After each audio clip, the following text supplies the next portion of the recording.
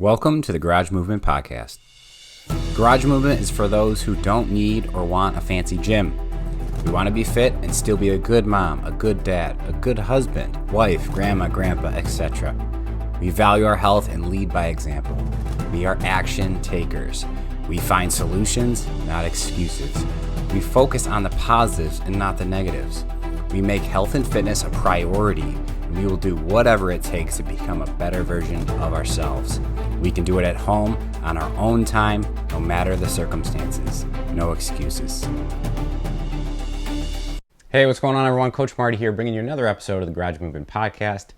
Again, I have a video version of this if you guys are interested in watching this versus listening to it. And if you guys are watching this, you can always listen to it if you don't get through the whole thing on any of those popular podcasts, such as Apple Podcasts or Spotify, etc. Okay, so diving into today's topic, we are talking about why you're not getting better at CrossFit and why you're not getting more fit. So I did do another episode, not somewhat similar to this, but it was kind of talking about your different stages of how to get more fit. I believe that was the title of the podcast. But it's going to kind of tie into this a little bit.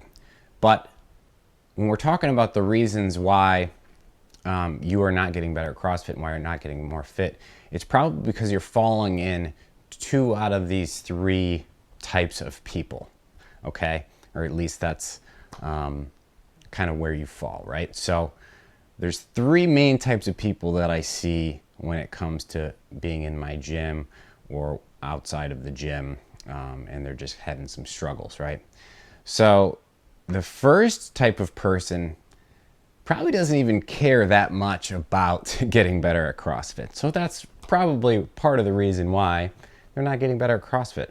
They're the type of person that's just happy to get their workout in, right? They like CrossFit because it gives them a good workout. But outside of that, they're just there for the workout. They just want to sweat. They want to get a good workout. They typically like tons of variety in one single workout, right? Like you have 10 exercises, it's a 30-minute workout, you're going to get a huge sweat. That's what they're there for, right? And that's kind of that type of person. They really have no intent of, what the workout is supposed to do, how hard it's supposed to be. They typically only have one speed, whether that's like a 5-minute workout or a 30-minute workout. It's typically not much difference in terms of their intensity with that time duration. They tend to pick a lot of the same weights that they're comfortable with.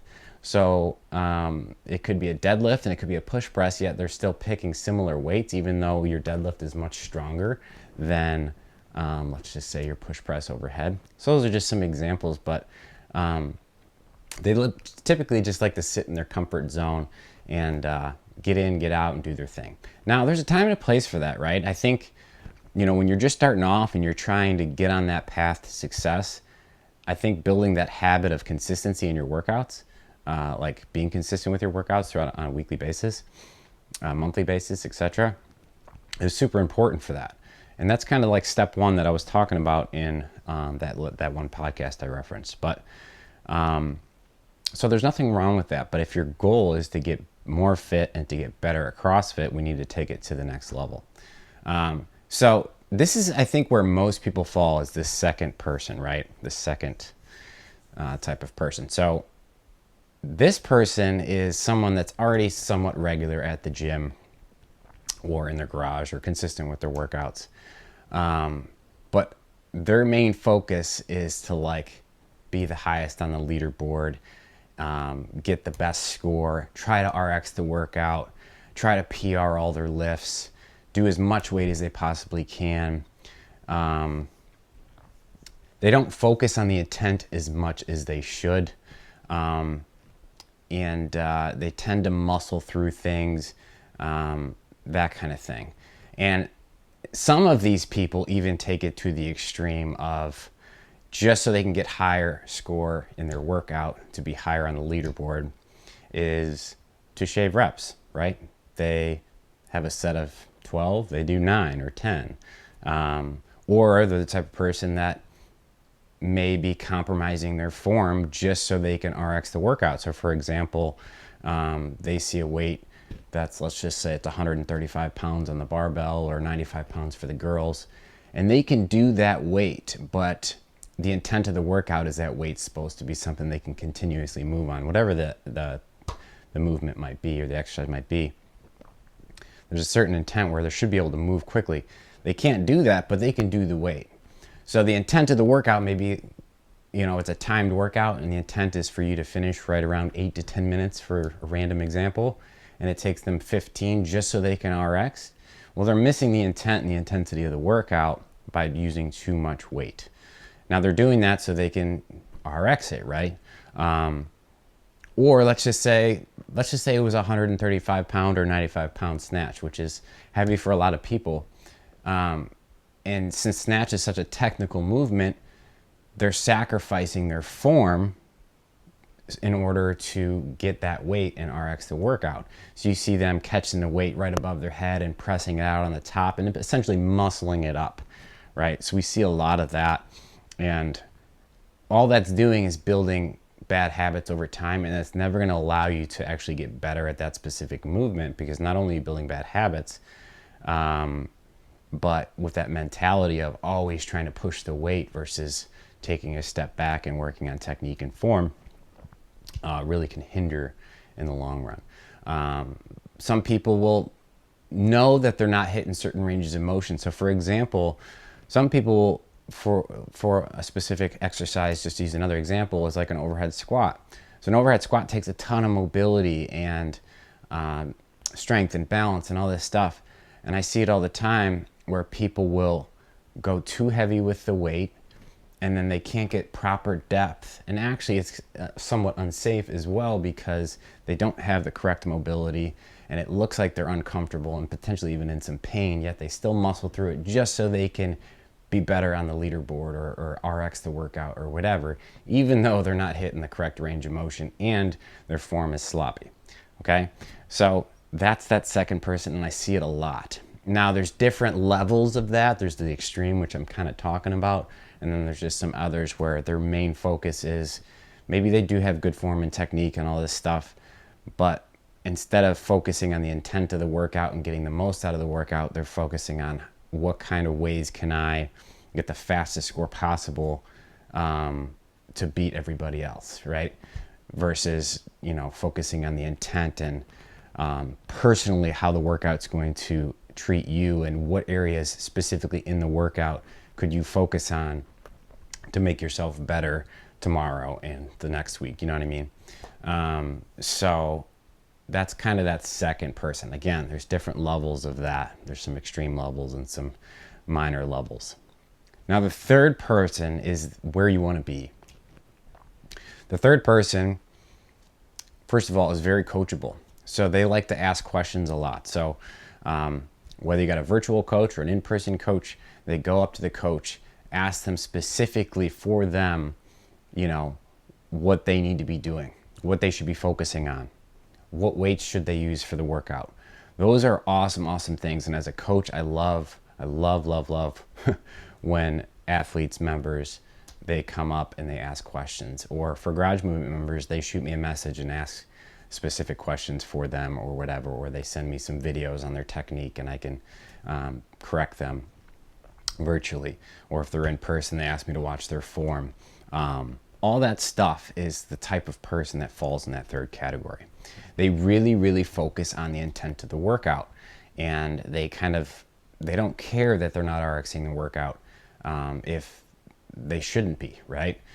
They're doing lighter weights on the more technical movements so they can dial it in, or they can fit in the specific intensity of the workout or the intent of the workout. That's that third person. Those are the type of people that are going to get a lot better, a lot quicker, because they're taking some sacrifices short term, right, to not be on the leaderboard and not focus on that stuff, and take the weight back and take the load back and focus on the intensity and focus on the intent. That's going to affect them positively in the long run, because at the end of the day, that's the type of person you want to be. If you're not that, you should start trying to work on focusing on that a little bit more. Now, that person also is the type of person that truly understands that in order to get better at something, it takes a lot of practice. So really, when you're thinking about training, and I say training, I mean working out, there's really three main types of things to be doing. There's practicing, there's training, and then there's competing. Now, most people get this backwards. Most people actually compete 90% of the time. That doesn't mean you're in a competition, but every single day, if you're just, all you're focusing on is, I want a PR, I want to get the best score in the gym or online or whatever it is, if that's all you're focusing on versus focusing on how to better yourself for the next day, okay, that's going to actually hold you back, because sometimes the little things go further than just doing the big things right away, if that makes sense. So you have to understand the difference between those three things, okay? So practicing, if you think of practicing, and I'm going to use rope climbs as an example because it's such a high skill movement. I see it all the time where when people practice rope climbs, they practice rope climbs by doing rope climbs. When in fact, the most important part of doing a rope climb is your footwork. So if you don't have your footwork down, you're going to be inefficient throughout. That doesn't mean you can't rope climb, okay? Some smaller guys or girls, they got strong upper bodies, they can just muscle themselves up there, use very little technique, get through a workout inefficiently, right? But they're never going to get better at rope climbs unless they sit on a 30-inch box, okay, and they work on their footwork after footwork after footwork after footwork until it's muscle memory. They can do it with their eyes closed. This is what we do in fundamentals. This is how we train it in fundamentals. You know, it could be the same thing. Obviously, if you're working out in your garage, you're probably not doing rope climbs unless you have a high ceiling, but it applies to everything. If it's a barbell snatch, which is not a strength movement, okay? Yes, there's some strength involved, like anything, but it's a technical movement. You need to literally do reps after reps after reps of a PVC pipe or an empty barbell, working your footwork, working your arm position, working your timing, working your speed, and then doing enough repetitions on top of that. If you do 5 to 10 repetitions of just practicing with the barbell and then you immediately start throwing on a bunch of weight, what do you think is going to happen in the long run? You're going to hit a wall where your technique is terrible because you're muscling the weight up, it's too heavy, and you're never going to get anywhere. If you practice your speed and your technique on a movement like that, it's going to just take you so much further than that. Another very common one is double unders, okay? Everyone wants to work on double unders. It's probably one of the most frequently asked things of how do I do double unders? How do I get better at double unders? So practicing you need to do at a low heart rate, whether it's snatching or rope climbing or whatever the skill is, double unders, you need to practice at a low heart rate. And you need to practice with intent. So, you know, I always tell people, hey, set a timer for 10 minutes and take somewhere between 20 and 40 seconds of just practicing. Now that 40 seconds really depends on how many double unders you're really getting, right? If you're messing up every couple, okay, 40 seconds might be more appropriate because you're resting a lot in there. But if you're actually decent at double unders, maybe you only go 20 seconds or 30 double unders or somewhere in that range where you have the opportunity to really recover in the remaining time of that minute before you start your next set, right? Now, even if you can do double unders and do them well, that doesn't mean you can't improve, right? I'm sure you guys can picture this, is when you are doing double unders, you watch certain people do double unders, they're very inefficient with their jump or their arm positioning or whatever, right? You see people doing kind of like a dolphin kick or a heel to butt or a knees above hips, right? Think about how hard that is. You do 100 double unders like that where you're jumping and bringing your knees up. You're basically doing a knee raise in midair, a tuck jump, right? Think about how efficient that is versus if you just watch someone who's really good at double unders, it looks like so effortless, okay? So in my opinion, what I love to see, I don't care about the weight on your bar. I don't care about how quick your time was. I love the people that just look so good when they work out, like it's like effortless, you know what I mean? And it's effortless because their technique is so good. So a big takeaway from this is, one, definitely start thinking about your workouts differently. Focus on the intent, how long your round should take for you. picking the correct weight and the intensity and trying to finish within a certain time frame if it's like a timed workout. Or if it's like an AMRAP, you're trying to see how quickly you can do each round or something like that with good efficiency. But the big takeaway is every movement that you do, try to make it easier by being more efficient. So that's where the practice comes in, right? We talked about it, low heart rate, outside of a workout. Like, you're not going to get better at double unders inside of a workout. And most people, if they do that, they typically end up switching to single unders just so they can get their workout in. So they really don't even spend enough time practicing, even if it's inside their workout. So, if you're the type of person that just wants to get a workout in, that's fine. Scale back to what you need to so your heart rate gets up. And then outside of class, 5-10 minutes of practice work, right? At least, if you can, depending on the movement, right? And have a specific intent behind it. I see people practice double unders all the time, but they don't actually put a timer on it. So then you just see them wandering around or talking to people. Then they try a few, they mess up, they wander around, they talk to people.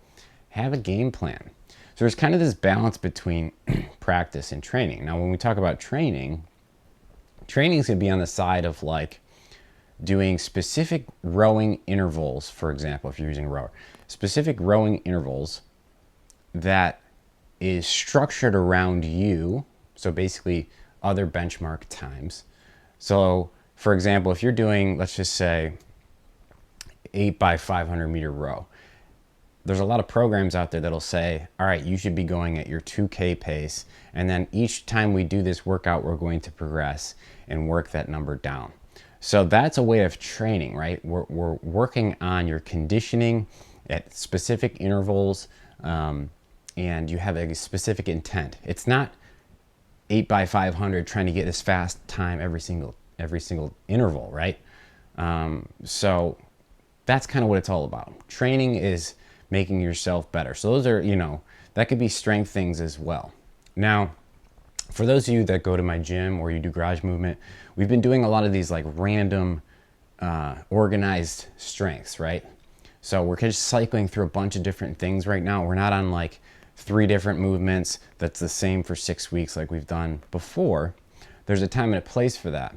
But if you've noticed, in these specific strengths, we're typically working at a moderately heavy load. We're not getting sub-maximal loads in this.